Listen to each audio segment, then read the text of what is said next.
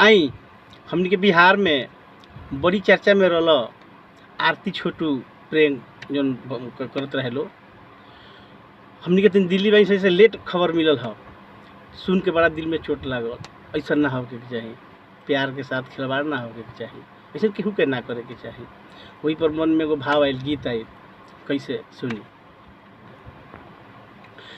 आरती छोटू के गजबे प्रेम कहानी, आरती छोटू के गजबे प्रेम कहानी।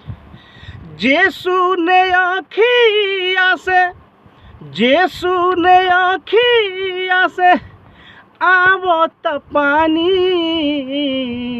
आरती छोटू के गजबे प्रेम कहानी, आरती छोटू के गजबे प्रेम कहानी।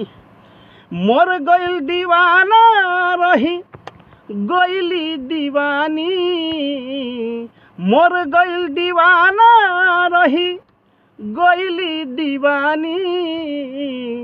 आरती छोटू के गजबे प्रेम कहानी, आरती छोटू के गजबे प्रेम कहानी। ई पूरा गाना रुआ यूट्यूब पर सुने के मिली। फिलहाल झलक रुआ के देखा देनी हो।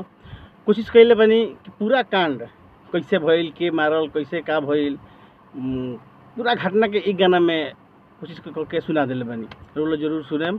प्रणाम।